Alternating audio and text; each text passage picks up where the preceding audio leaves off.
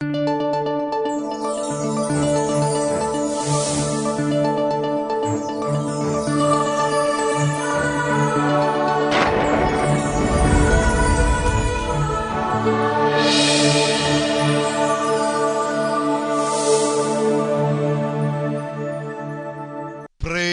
The Lord. എൻ്റെ പ്രിയപ്പെട്ട സഹോദരങ്ങളെ, പരിശുദ്ധ ലൂർദ് മാതാവിൻ്റെ വയനാട്ടിലെ പള്ളിക്കുന്നിലെ അൾത്താരയിലാണ് പരിശുദ്ധ അമ്മയുടെ ലൂർദ് മാതാവിൻ്റെ വലിയ പ്രതിഷ്ഠയുള്ള ഈ ദേവാലയത്തിലാണ് പരിശുദ്ധ അമ്മയുടെ ഉദരത്തിൽ ഭുജാതനായ നമ്മുടെ രക്ഷകനും കർത്താവുമായ യേശുക്രിസ്തു പരിശുദ്ധ കുർബാനയിൽ നമ്മുടെ മുൻപിൽ എഴുന്നള്ളി വന്നിരിക്കുന്നത്.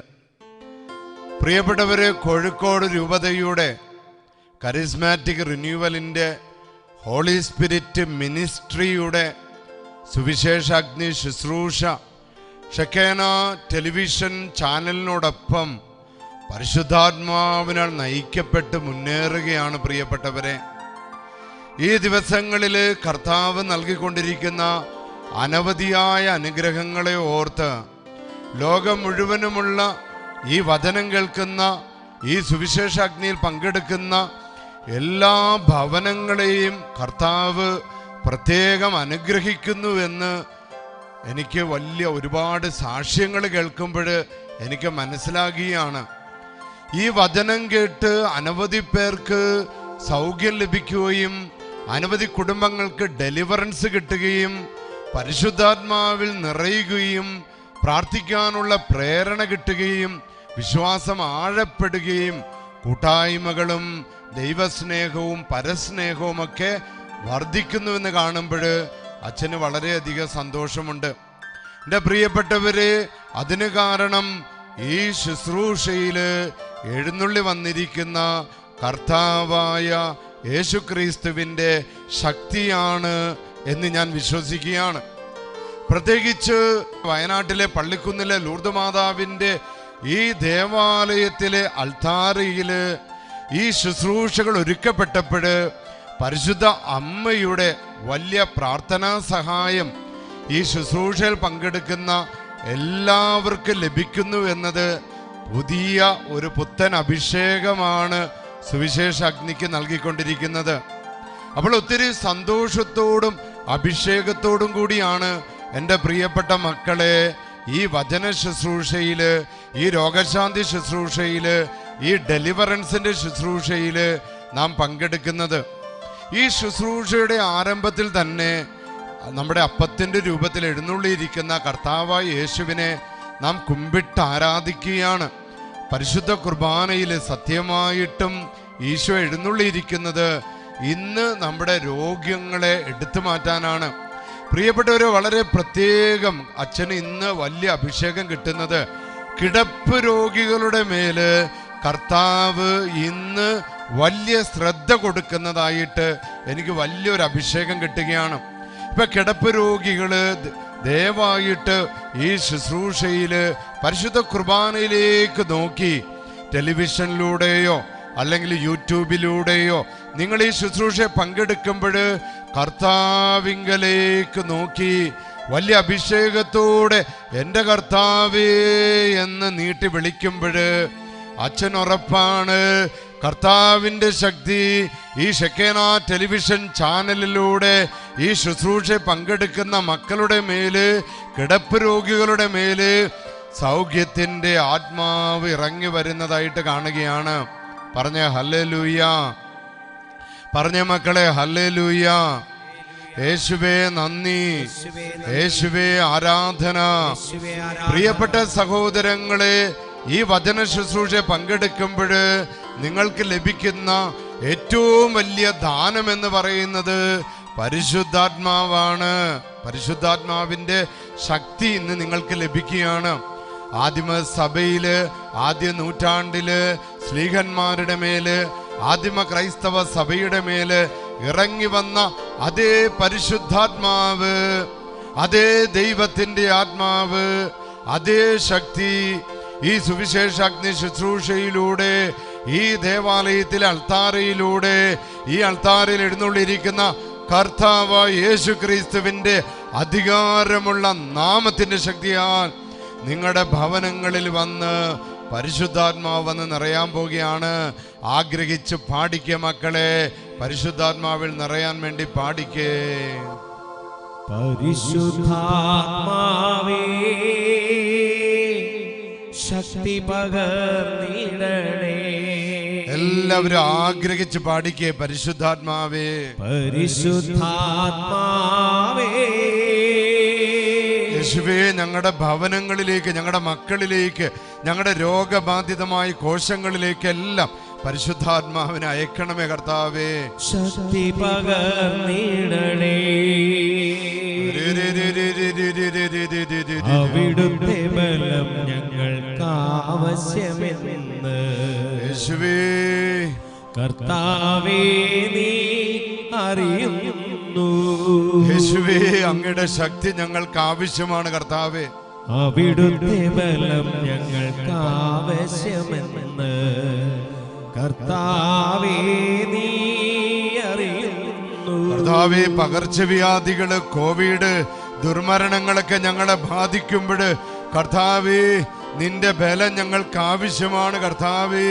ഞങ്ങളുടെ സമൂഹത്തെ കാർന്ന് തിന്നുന്ന തിന്മകളെല്ലാം ബഹിഷ്കരിക്കപ്പെടാൻ, ലോകത്തെ ബാധിച്ചുകൊണ്ടിരിക്കുന്ന തീവ്രവാദങ്ങള്, ലഹരി ഉപയോഗിച്ചുള്ള തീവ്രവാദങ്ങളൊക്കെ ബഹിഷ്കരിക്കപ്പെടാനായിട്ട് കർത്താവേ നിന്റെ ബലം ഞങ്ങൾക്ക് ആവശ്യമാണ്. ആദ്യ നൂറ്റാണ്ടിലെ അനുഭവം അതിശയം ലോകത്തിൽ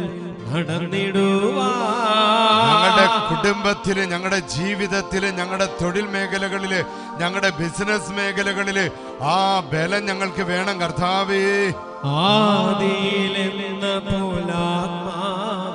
കർത്താവേ, പാവപ്പെട്ട മനുഷ്യരുടെ കച്ചവടങ്ങളുടെ മേല് അധിക ബലം തരണേ. കരങ്ങൾ ഉയർത്തിക്കൊണ്ടെന്ന് പാടാമോ മക്കളെ?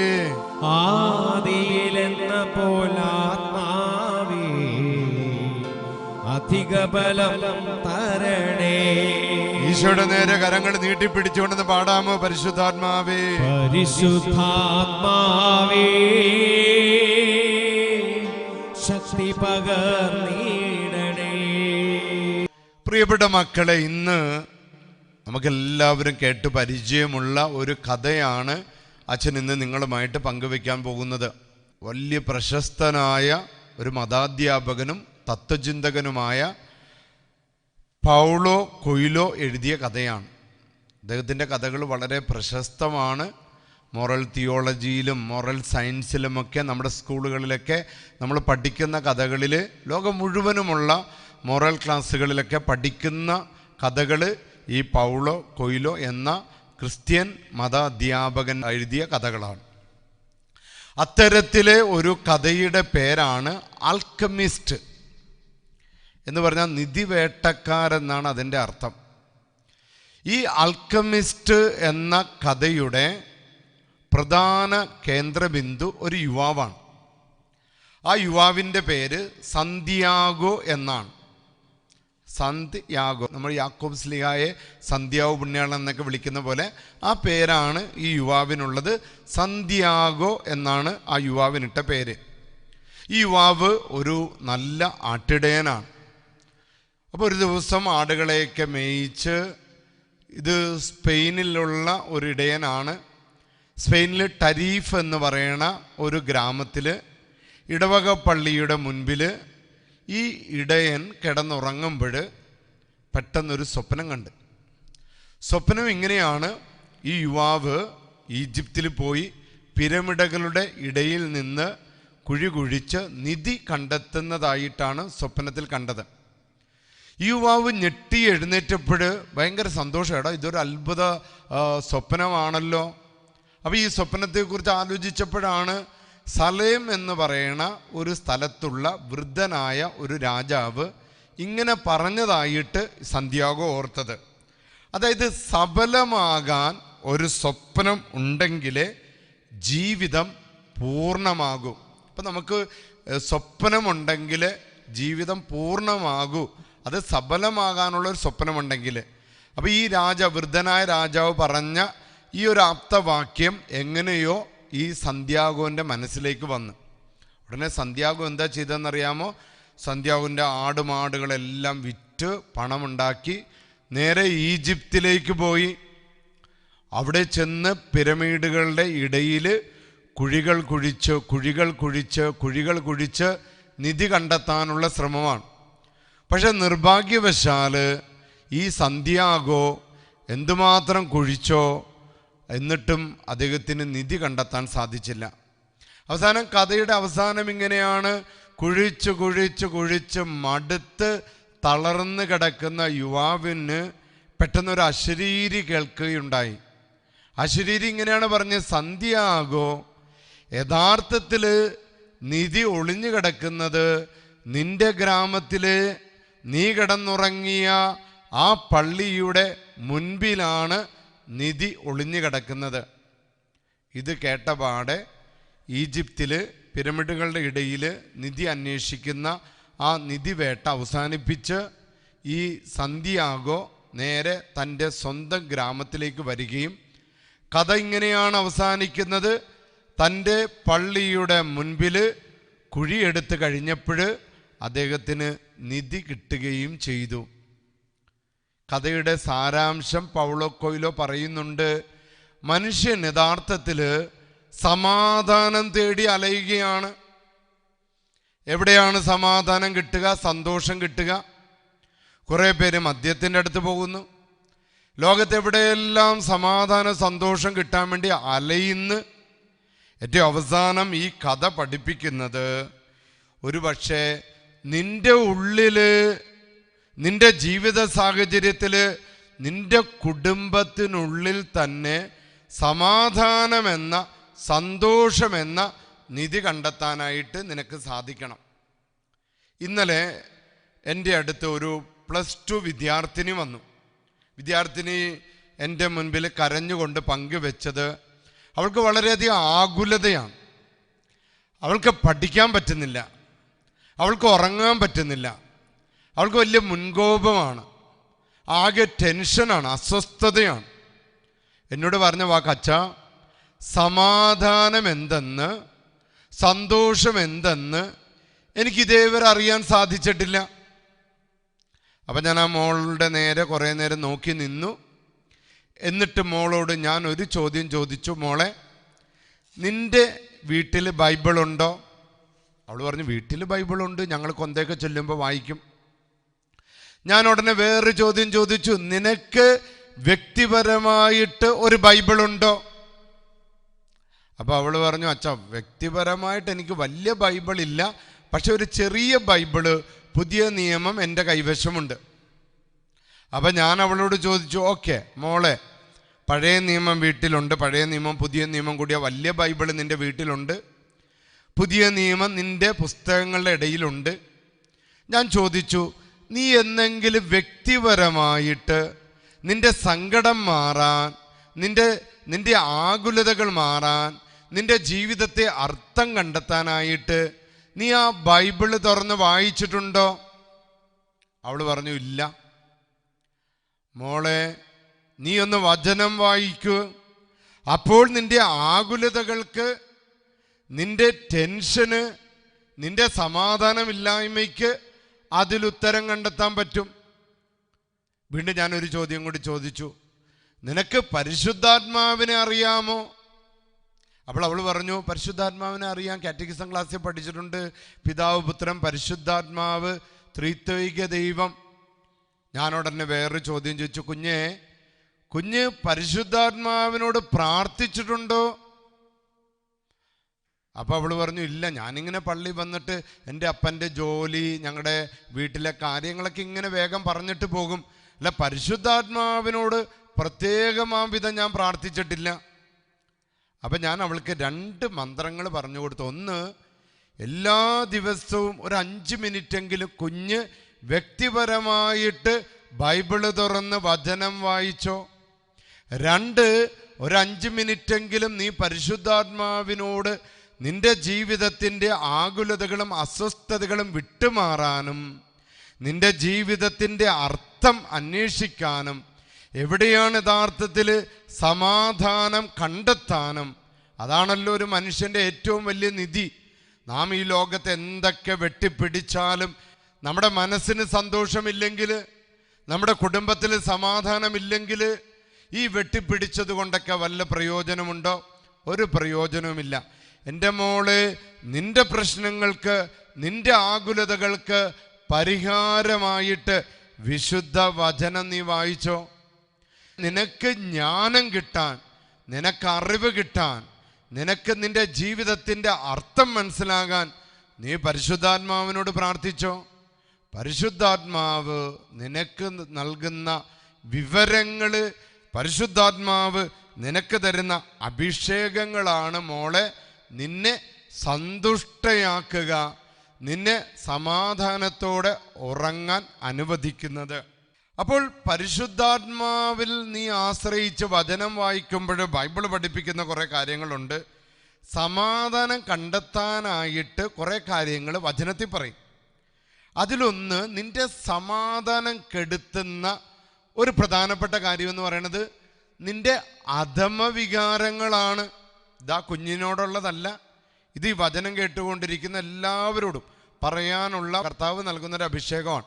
വചനം നൽകുന്നതാണ്. ഒരു മനുഷ്യൻ്റെ നല്ല സമാധാനത്തെ, സന്തോഷത്തെ കെടുത്തുന്ന ഒരു നെഗറ്റീവ് എനർജിയാണ് അവൻ്റെ മേലുള്ള, അവളുടെ മേലുള്ള അധമവികാരങ്ങൾ. 2, വചനം പറയുന്നത് അമിതമായ ആഹാരപ്രിയം.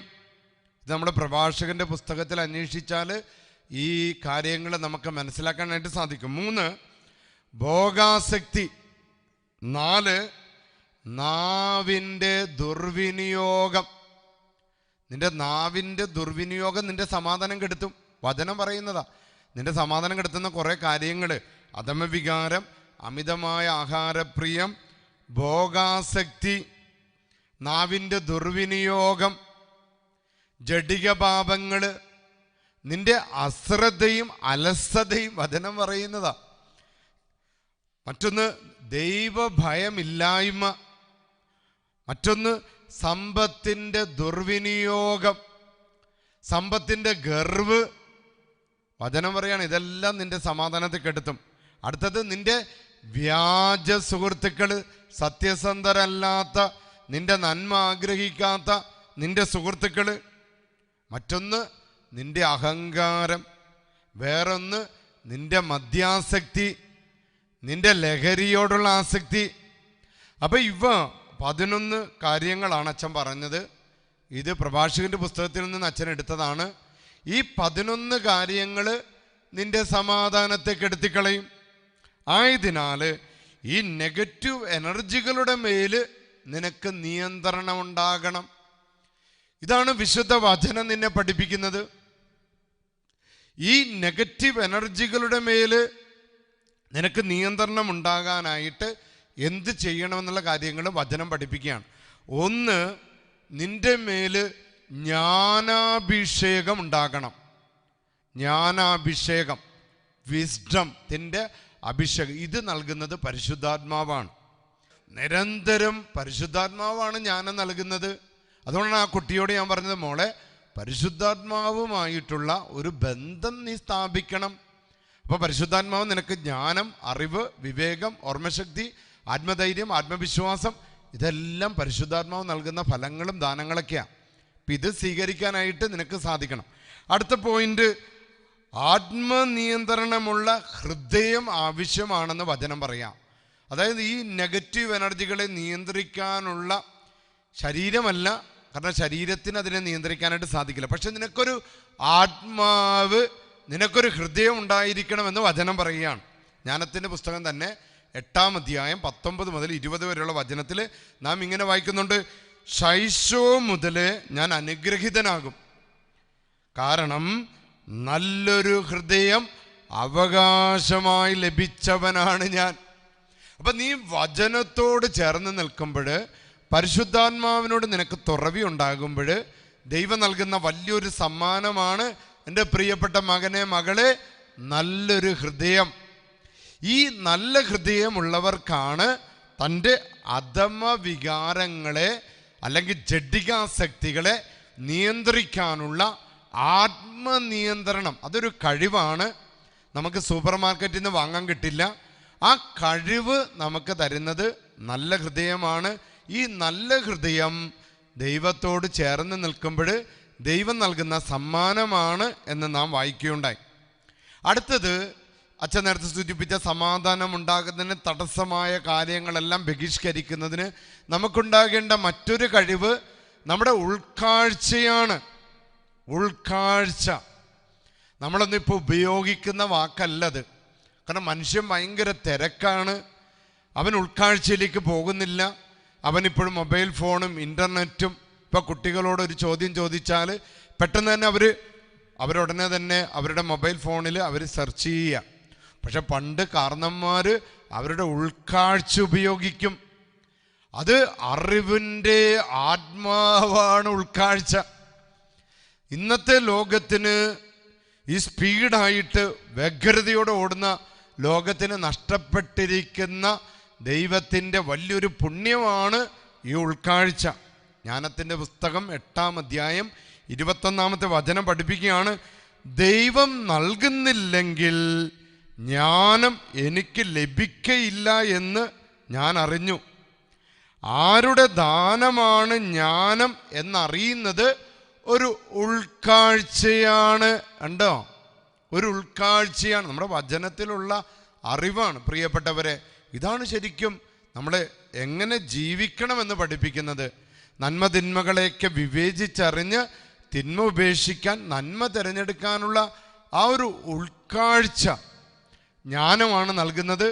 ഈ ജ്ഞാനം ദൈവം നൽകുന്നതാണെന്നുള്ള ഉൾക്കാഴ്ചയാണ് പ്രിയപ്പെട്ടവരെ ദൈവത്തിൻ്റെ മുൻപിൽ നിഷ്കളങ്കരായി വർത്തിക്കാനായിട്ട് നമ്മെ സഹായിക്കുന്നത്.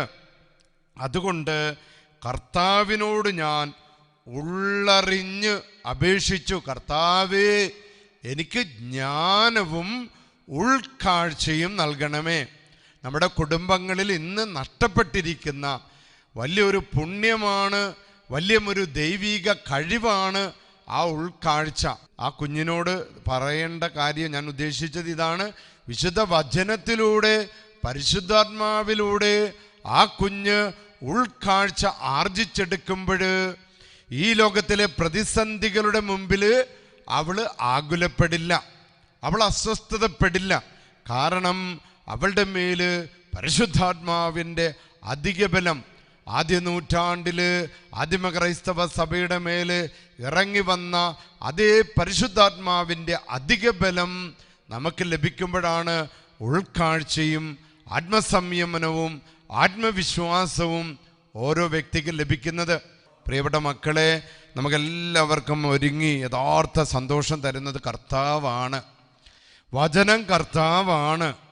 അപ്പോൾ ആ വചനത്തിൽ ആശ്രയിച്ചുകൊണ്ട് നമുക്ക് ഈ ഒരു സമാപന ആരാധനയിലേക്ക് പ്രവേശിക്കാം. ശക്തനായ ദൈവം നമ്മുടെ മേൽ ഇറങ്ങി വരട്ടെ എന്ന് അച്ഛൻ ആത്മാർത്ഥമായിട്ട് പ്രാർത്ഥിക്കുന്നു. കർത്താവായ ഈശോയെ, അവിടുന്ന് സത്യമായിട്ടും പരിശുദ്ധ കുർബാനയിൽ എഴുന്നള്ളി വന്നിരിക്കുന്നത് ഈ സുവിശേഷ അഗ്നി ശുശ്രൂഷയിൽ പങ്കെടുത്തുകൊണ്ടിരിക്കുന്ന എല്ലാ മക്കളെയും അനുഗ്രഹിക്കാൻ വേണ്ടിയാണെന്ന് കർത്താവെ ഞാൻ വിശ്വസിക്കുന്നു. കർത്താവെ, ഇന്ന് രോഗങ്ങൾ അവിടെ നിന്ന് എടുത്തു മാറ്റണമേ. പറഞ്ഞേ ആമേൻ. കർത്താവെ, ഇന്ന് ബന്ധനങ്ങൾ അവിടെ നിന്ന് എടുത്തു മാറ്റണമേ. കർത്താവെ, അസമാധാനത്തെ എടുത്തു മാറ്റണമേ. കുടുംബത്തിന്റെ മേലുള്ള ബന്ധനങ്ങളെ ഇന്ന് ബഹിഷ്കരിക്കണമേ. പരിശുദ്ധ അമ്മയുടെ പ്രാർത്ഥനയുടെ സഹായത്താൽ ഇന്ന് അത്ഭുതം പ്രവർത്തിക്കണമേ. കർത്താവെ, ആകുലതകളെ അകറ്റണമേ. രോഗം മൂലമുള്ള ആകുലതകളെ അകറ്റണമേ. കടബാധ്യതകൾ മൂലമുള്ള ആകുലതകളെ അകറ്റണമേ. ടീനേജിലേക്ക് കടന്ന വിദ്യാർത്ഥികളുടെ മേലുള്ള ആകുലതകളെ അകറ്റണമേ. കുഞ്ഞുങ്ങളുടെ മേലുള്ള മാനസിക പിരിമുറുക്കങ്ങളെ അവിടെ നിന്ന് എടുത്ത് മാറ്റണമേ. സ്തുതിച്ച മക്കളെ സ്തുതിച്ച് ഹല്ലേലൂയ ഹല്ലേലൂയ ഹല്ലേലൂയ. യേശുവേ സൗഖ്യദായക ഈശോ നീ വന്നിടണേ, സൗഖ്യം തരേണമേ. In the name of Jesus. Jesus holy power, Yeshu നാമത്തിന്റെ ശക്തിയാ. തിന്മകള്, പാപങ്ങള്, രോഗങ്ങള്, അധമ വികാരങ്ങളെ ബന്ധിക്കുന്നു, ശാസിക്കുന്നു, ബഹിഷ്കരിക്കുന്നു. ഈശോയേ വന്നിടണേ.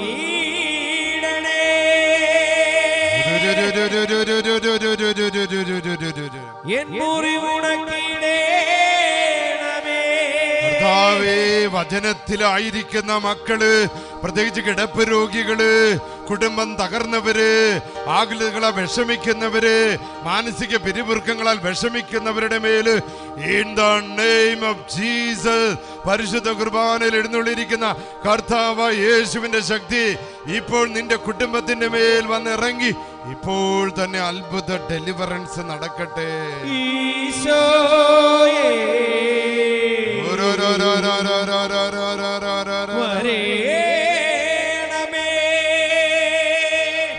Sangue d'acques catorice del cuore di Gesù, come sorgente della misericordia per noi. Confidiamo in te, Gesù. കർത്താവേ, ഞങ്ങൾ നിന്നിൽ ആശ്രയിക്കുന്നു കർത്താവേ. തിരുരക്തത്തിന്റെ അഭിഷേകം കൊണ്ട് ഈ ദൈവജനത്തെ നിറയ്ക്കണമേ. സൗഖ്യം തരേണമേ. ആമേൻ, ആമേൻ, ആമേൻ, ആമേൻ, ആമേൻ, ആമേൻ. ഈശോയേ, ഈശോയേ,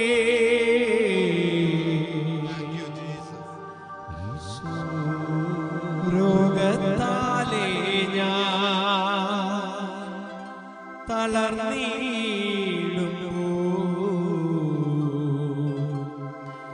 എൻ രോഗശയ്യയിൽ ഈശോയുണ്ട്. പീഡിതനായി ഞാൻ തീരും നേരം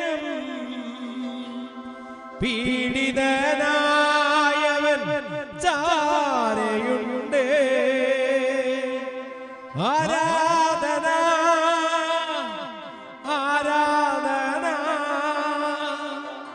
യേശുവേ, ആരാധന.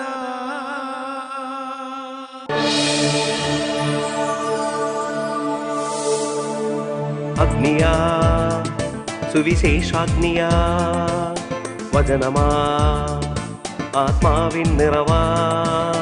അഗ്നിയാ അഗ്നിയാ സുവിശേഷാഗ്നിയാ സുവിശേഷാഗ്നിയാ വചനമാ വചനമാ ആത്മാ